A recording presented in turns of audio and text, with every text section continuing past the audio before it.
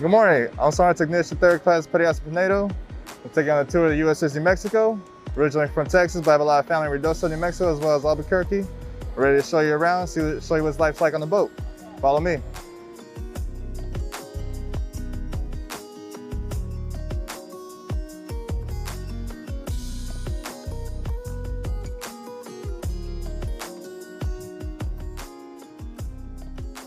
So right now we're top side forward of the boat. This is our VLS, this is one of our defense systems that we have on the boat. We will fire some tomahawks from here if we need to. Hopefully one day we don't have to unless we're practicing the weapons.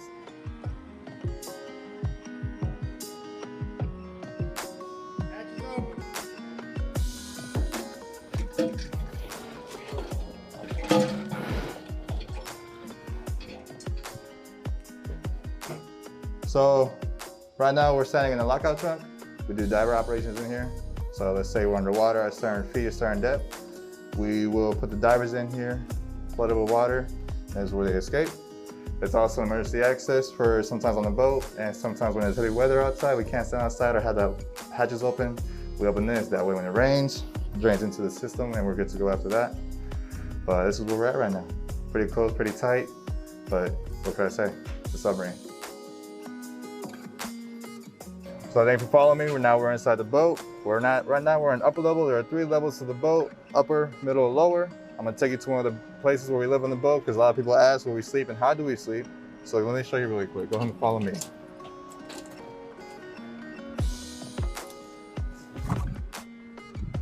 So the berthing mount we're in right now is called Skinny Man. The reason why it's called Skinny Man because you can only traverse and transfer through the berthing sideways. You turn straight, you can't really fit in here. Not for us big folks, as some would say. So when the casualty response on the boat, there's a fire or a toxic gas, we had to get on emergency breathing. So this right here, the EAB. EAB is comprised of a certain gas mask and breathing tube. Give me one moment, I'll put it on for you.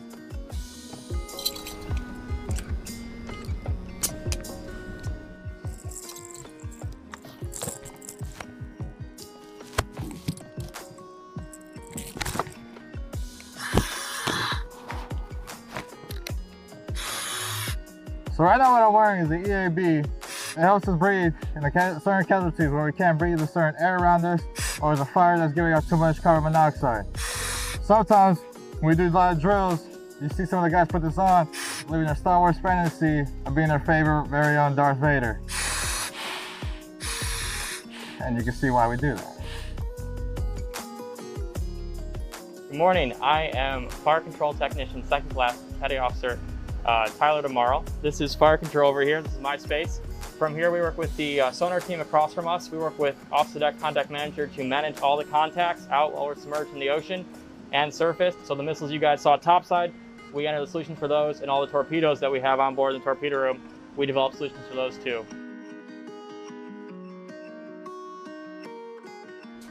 So after we got doing fire control, now I'm bringing you to ship's control. Ship's control consists of a pilot and co-pilot. They monitor and control all of the ship's systems, as well as changing the depth when we're traversing the ocean using a joystick, just as similar as a plane would. They use this, they could change it for going left to the right, up, down. That's how we are when we go in the ocean. And this is where basically the magic happens when you're going in the submarine. This is where we control everything. Take you to Petty Officer Oliver. He'll give a little more in depth of what goes on in the machinery room, but right now, we're standing next to the diesel, which is the heart and soul of a submarine. So let me go ahead and follow me. I'll tell you Petty Officer Oliver. Good morning, I'm MMA1 Oliver, and this is the machinery room. Here we create emergency electrical power using our Caterpillar diesel engine. It's just like kind of the diesel engine that you'd see in a semi-truck going down the road, except for it's attached to an electrical generator. So this charges up the batteries so that if we lose electrical power, we have a way to recharge. Down here, we also have an oxygen generator where we split water and we make oxygen and hydrogen. So the oxygen we can breathe. And we also do other atmosphere control equipment, like getting rid of carbon dioxide, getting rid of carbon monoxide, making sure the air is safe to breathe so that we can stay underwater for long periods of time.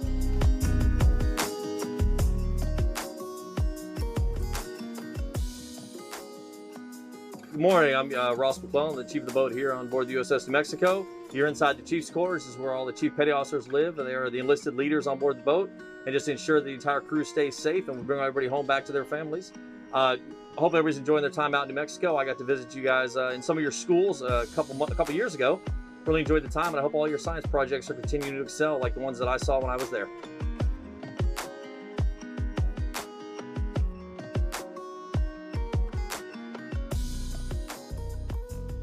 All right, so now we're gonna walk into the torpedo room. After we're showing you machinery room and chief's quarters, this is gonna be the rest of the low level you're about to get to see.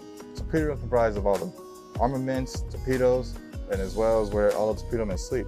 We're gonna show you around, show you TMC, tell you what he does, and so hopefully you like it. Go on down.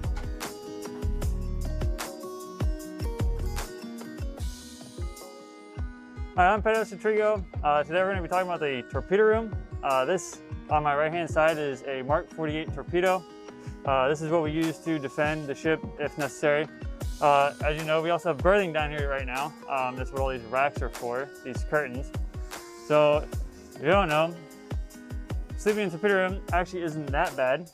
You have more space than other places on the boat. And then if we continue up forward, we actually have a torpedo tube open so we can actually see the inside of it.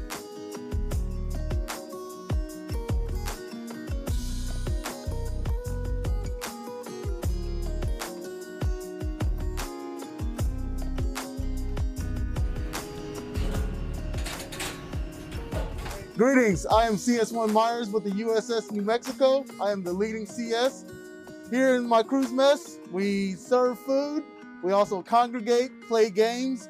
And if you would look to my left, you will see that we have a number of pictures from our namesake, just to give us a reminder of why we come out here and do this.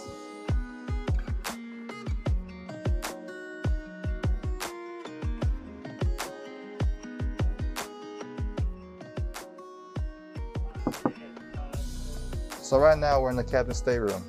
The biggest room when it comes to berthing that someone lives in. Reason why? He's the captain. Calls all the big shots, makes all the big plays. He's the one that controls everything going around the boat. But right here, I want to show you something specifically. Right here is an insignia submitted back in 2009 from a little girl in New Mexico. The reason why she submitted it is because before the boat became commissioned and officially the USS New Mexico, the Navy put out a competition to the state requiring students to submit a drawing resembling the state as well as the boat. This is the one I submitted, and this is the one that got voted highly recommended by Navy, civilians, as well as the military. So with that being said, this is the boat, and this is the insignia that we carry on throughout its history until this ship is no longer with us.